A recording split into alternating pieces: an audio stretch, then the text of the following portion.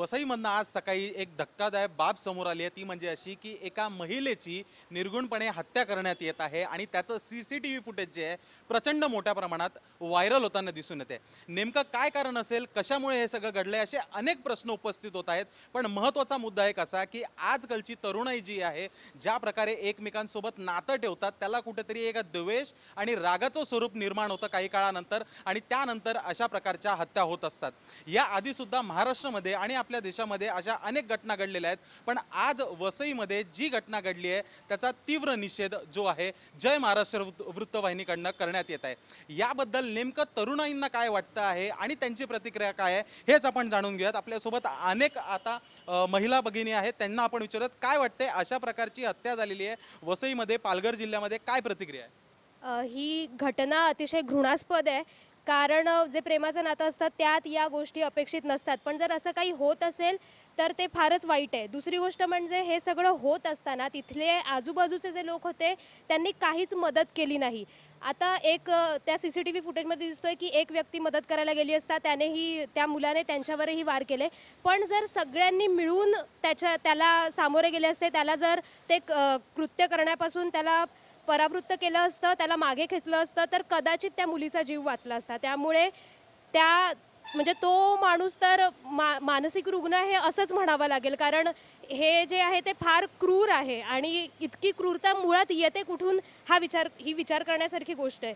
पण त्यानुसारच पुढचा मुद्दा म्हणजे असा की लोकांनी त्याला रोखलं पाहिजे होतं, नाहीतर अशा प्रकारच्या घटना घडायला आणि अशा प्रकारच्या क्रूरकर्म्यांना अजून बळ दिलं जाईल असं मला वाटतं।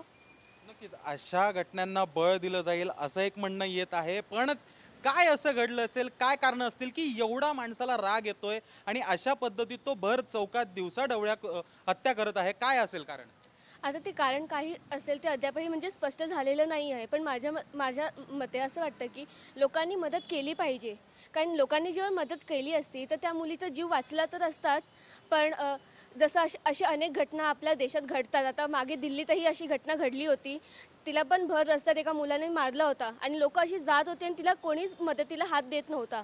आणि जर तेव्हाही लोकांनी मदत केली असती, तर कदाचित त्याही मुलीचा जीव वाचला असता आणि ह्या वसईमधल्या मुलीचाही जीव वाचला असता.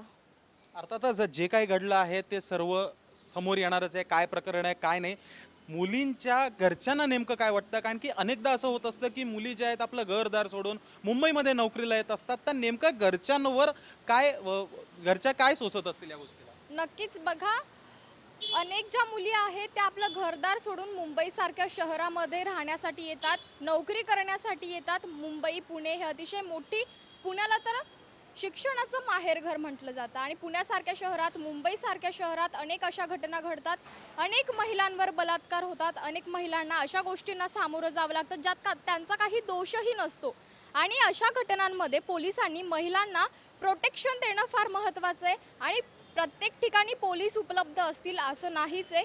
त्यासाठी महिलांच्या सुरक्षतेसाठी प्रत्येक नागरिकाने जागरूक राहणं महत्त्वाचं आहे। आज त्या ठिकाणी एवढ्या वर्दळीच्या रस्त्यावर एक मुलगा येतोय आणि त्या मुलीला मारतोय, त्यांचं नातं काहीही असू द्या, पण ती एक मुलगी आहे, 20 वर्षांची मुलगी आहे, तिच्या आईवडिलांचा किती जीव असणार, काय असणार, कसलाही त्यांनी विचार न करता थेट तिच्या डोक्यावर रॉडने वार केलेला आहे आणि तिचा जागीच मृत्यू झालेला आहे। अशा प्रकारच्या घटना जर थांबवायच्या असतील तर पोलिसांनी महिलांना अधिकचे प्रोटेक्शन दिलेच पाहिजे आणि सर्वात महत्त्वाचं म्हणजे आपल्या देशातील नागरिकांना जागरूक होणं फार महत्त्वाचं आहे। एवढ्या वर्दळीच्या रस्त्यावर जर एखाद्या महिलेसंग असं घडत असेल तर ही फार घृणास्पद बाब आहे।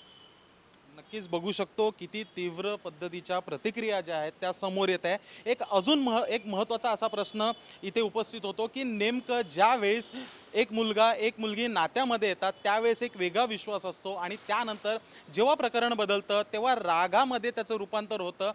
त्यापेक्षा एकत्र न राहिलेलं बरं, हे योग्य आहे का, असा एक प्रश्न उपस्थित होतो। काय सांगशील, तुला काय वाटतं अशा सिच्युएशनमध्ये दोन जण भांडत आहेत आणि त्यांचा राग अनावर होत आहे एकमेकांना, तेव्हा काय करणं योग्य असलं पाहिजे?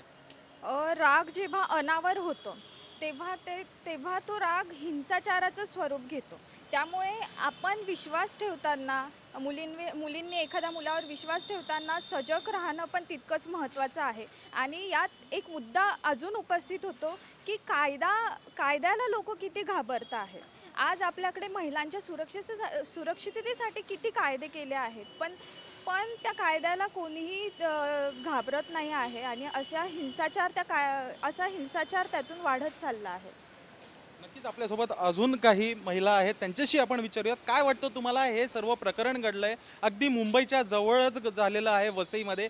काय वाटतंय तुम्हाला? नक्कीच ही घटना खूप जास्त दुर्दैवी आहे आणि एका अशा छोट्या कारणामुळे एवढं मोठं हत्यासारखी एक घटना घडते. पुण्यात झालं, दिल्लीत झालं आणि आता मुंबईसारख्या मोठ्या शहरात वसईमध्ये ही घटना घडते. खूप जास्त दुर्दैवी आहे.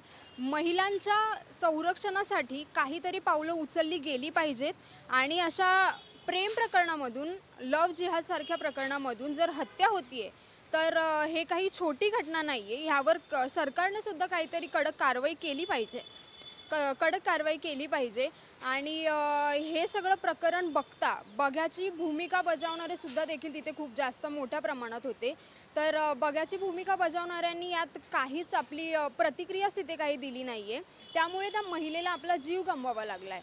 आणि एक प्रेमासारखं नातं असतं, त्या नात्यात जर का हत्या होत असेल तर त्या नात्याला काही अर्थ नसतो. तर मे बी हे प्रकरण खूप जास्त वाईट आहे आणि हत्या होणं हे त्यापेक्षा दुर्दैवी आहे. दोन महत्त्वाचे प्रश्न उपस्थित होतात की या प्रकरणामध्ये जे नागरिक होते तिथे त्यांनी काय करणं अपेक्षित होतं, आणि शेवटचा प्रश्न असा असेल तुमच्या दोघींसाठी की अशा व्यक्तीला काय पद्धतीची शिक्षा व्हायला हवी. पहिला तर मुद्दा की बघ्याची भूमिका घेतली त्यांनी, तर बघ्याची भूमिका न घेता जर थोडा तरी तिथे विरोध केला असता लोकांनी तरी तिचा जीव वाचला असता. आणि विरोध म्हणजे काय, जाऊन फक्त त्याला हलकावणे. तरी तिथे मोजून तरी ना 50 माणसं होती, त्यातली 10 जणांनी तरी तिथे पुढे येऊन आला असता, तिचा जीव वाचला असता. काय वाटतं, शिक्षा काय झाली पाहिजे अशा लोकांसाठी? पहिली गोष्ट तर ही जी घटना घडलेली आहे ती माणुसकीला काळीमा फासणारी गोष्ट आहे आणि अशा व्यक्तीला कठोरात कठोर शिक्षा देणं शासनाने घेतलंच पाहिजे. जशी भर चौकात त्या मुलीची हत्या केली आहे तसंच भर चौकात त्याला फाशीची शिक्षा देण्यात यावी असं मी सर्व मुलींकडून किंवा महिला वर्गाकडून शासनाला आव्हान करते की तुम्ही ही भूमिका घेऊन दाखवा. जर शासनाने हा निर्णय घेतला की ज्या प्रकारे मुलींवर अत्याचार होतात, ज्या प्रकारे त्यांची अवहेलना केली जाते, त्याच कृत्य करणाऱ्या व्यक्तीला अशी कठोर शिक्षा केली तर या प्रकारच्या प्रवृत्ती आहेत त्या पुन्हा होणार नाहीत. आणि बघ्यांची भूमिका घेणाऱ्यांना मला एकच सांगायचं आहे, तुमच्या प्रत्येकाच्या घरात एक मुलगी आहे आणि तुम्ही तिचा विचार करा आणि मग तुमची बघ्याची भूमिका कशी घ्यायची हे ठरवा. सोबतच मला मुलींनाही आव्हान करावं असं वाटतं की तुम्ही स्वतःची सेफ्टी पहिले बाळगा. प्रेमासारखं सुंदर नातं आहे या जगात, पण त्या प्रेमाला काळीमा फासणारेही नराधम आहेत आणि कोणावर विश्वास ठेवायचा कोणावर नाही हे सुद्धा तितकंच तुम्ही महत्त्वाचं पाळणं गरजेचं आहे असं मला वाटतं. नक्कीच तर आपण बघू शकतो कशा प्रकारे प्रतिक्रिया समोर येताना दिसत आहेत, मग त्या राजकीय असो की महाराष्ट्रातील जनतेतल्या असो किंवा महिलांच्या असो. अशा प्रकारच्या प्रकरणांमध्ये एक काहीतरी पॉस्कोपेक्षा एक मोठा ॲक्ट जो आहे तो लागू झाला पाहिजे अशी सुद्धा एक बाब समोर लक्षात येते. आणि जे नागरिक होते, जे बाजूला उभे राहून बघत होते आणि ज्यांना कळत नव्हतं, अशा वेळेस सतर्कपणा ठेवून जे आहे आपलं डोकं जे आहे ते लावायचं.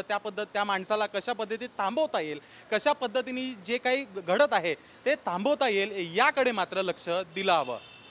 व्हिडिओ जर्नलिस्ट इम्तियाज सोबत मी शुभम उमाळे, जय महाराष्ट्र न्यूज, मुंबई.